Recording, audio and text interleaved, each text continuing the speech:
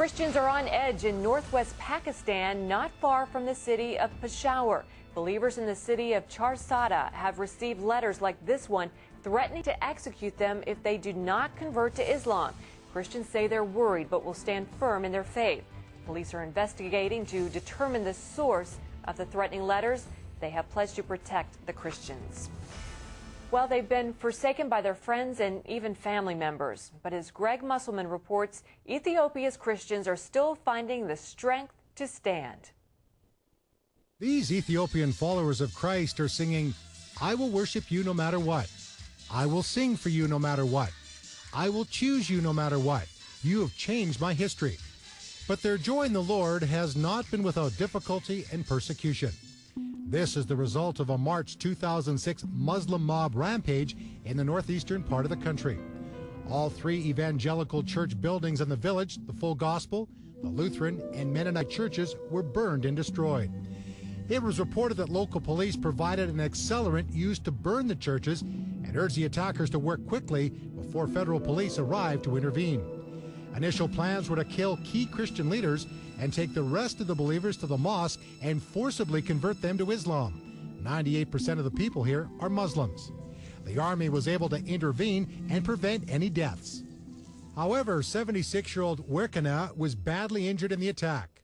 Werkena is the gatekeeper at the Lutheran Church. During this well-organized assault, 300 people had gathered at the church and set it on fire and threw rocks at Werkena. He went to hide in a room near the church. They not only burned the church, they started to burn the room I was in. The fire was all over my clothes. They thought I was dead. Werkena had his right hand and left arm broken during the brutal attack. His left arm was so badly damaged it may have to be amputated. He was also beaten on the head. They knew that while I was beaten harshly, I was not dead. They brought swords, and while they were preparing to slaughter me on my neck, the federal police came in and rescued me.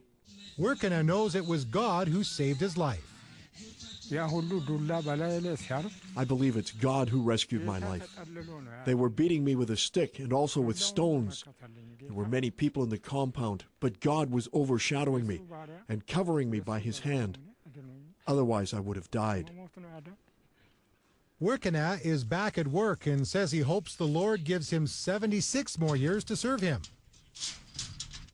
Brother and sister Abu Bakr and Almaz understand very well the teachings of Jesus, that to follow him may mean your enemies will be members of your own family. They were chased from their home by their father during the 2006 attack on Christians in their village. Jesus says, "I came to separate a child from his father. This word has been seen in my life. Our father says, 'You are not our children anymore.' He canceled his fatherhood responsibilities."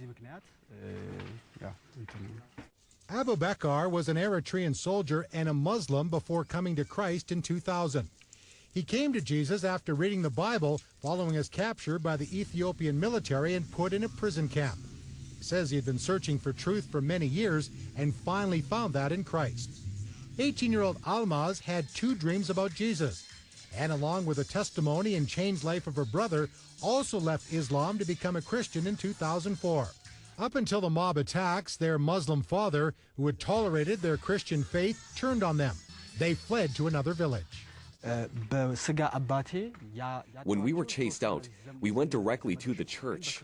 We were by ourselves. We were very lonely. That was painful. Abu Bakr and Almaz have since returned to their village. We are very fearful. Our friends who are fundamentalist Muslims and our parents threaten us, threatening to kill us, to eliminate us. Each and every hour, every minute, we are living in fear. Abu Bakr and Almaz are no longer without a place to live, thanks to the Voice of the Martyrs Canada, for which they are very grateful. My happiness and joy is so great to know that there is somebody who cares for me, who prays for me. Full Gospel pastor Alaling says in spite of threats of further attacks, it's important and encouraging for Christians here that these church buildings are reconstructed. The Lutheran Church has been rebuilt. The Mennonite and Full Gospel churches were in the process of putting up new structures when we visited. One of the positive outcomes of the persecution is the unity of the church. The three local congregations often come together for joint services and fellowship. After the persecution, the love of the believers for each other increased. Everybody is concerned about each other. What would happen to my brother this time? Is he okay? We go and visit believers. So our love has increased. And while there is concern about future attacks, these followers of Christ know that the joy of the Lord is their strength.